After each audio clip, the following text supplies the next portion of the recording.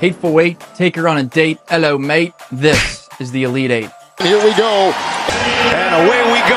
An Elite Eight matchup on the big stage is underway. The winner advances to the Final Four. Make sure you like this video and hit subscribe. Once again, people who picked Florida to win it all were sweating in the first half. It was a back and forth first 20 minutes.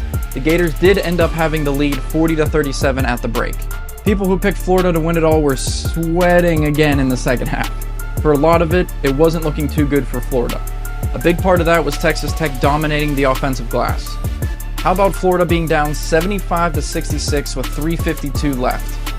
What is one of the most important parts of winning a close March Madness game? Hitting free throws. They're free for a reason. I guess Darian Williams and JT Toppin missed that memo. First, with 2:43 left, Williams missed a foul shot. Shortly after, Thomas Houck drilled a big-time three to cut the lead to 3. On the next possession, Big 12 Player of the Year JT Toppin missed a free throw, and none other than Walter Clayton Jr. banged a three to tie the game at 75 with 1:47 left in regulation. With a tick under a minute, Walter Clayton sunk an unreal three to give the Gators a 1-point lead. Free throws by the best backcourt in the country extended their lead, and time ran out for the Red Raiders. Florida ended the game on a 18-4 run, won 84-79, and head back to the Final Four for the first time since 2014. Shout out Scotty Wilbekin. Duke furthermore proved why it's the best team in the country in its Elite Eight matchup versus Alabama. The Tide came off one of the best offensive performances in tournament history. I think they used up all their scoring in that game because they only put up 65 points in this one. Duke is a really good defensive team. Bama only shot 35% from the field and went 8 for 32 from 3. I made fun of Mark Sears in my last video, and now you can see why. This game he only had 6 points. Yes, 6 points. He shot 2 for 12 and had 5 turnovers. Crazy enough, he was tied for the third leading scorer on his team. What a mess Bama was. Every starter on Duke scored in double figures except Sion James, but he had 9 points and 7 rebounds.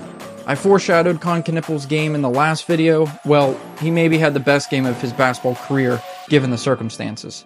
The freshman finished with 21 points on 6 of 15 shooting, 5 rebounds, 5 assists, and 3 steals. Nothing crazy out of Cooper Flagg. Man, he's terrible. He only had 16 points, 3 assists, and 9 rebounds. Oh, and 4 turnovers. What a bust.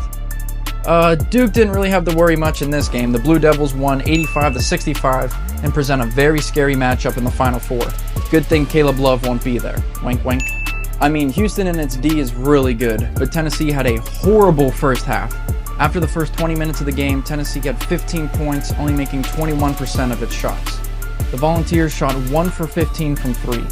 Not all of that was great defense either. They were missing open shots too. Chaz Lanier had a great tournament until the first half of this game. He was 1 for 9 from the field and 0 for 6 from 3. Believe it or not, this wasn't the worst first half of basketball this tournament. Shout out Clemson in the first round, they sucked. Houston was in control for the entire game and ended up winning 69-50. Tennessee ended up shooting 28% from the field and only made 5 3-pointers. LJ Cryer made up for his disappointing performance last round.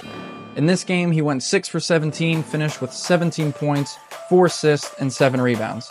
He's gonna have to have the best game of his life next round versus Duke, that's for sure. Michigan State versus Auburn. It seemed like neither team could shoot a basketball into the ocean from beyond the arc. Combined, they shot 14 for 48 from 3. A big part of that was Jaden Akins. I was actually rolling my eyes every time he got ready to shoot the ball. He was 3 for 10 from 3. The score would indicate that it was a close game. It really wasn't. The biggest storyline from this game was what honestly looked like John I. Broom's last career basketball game.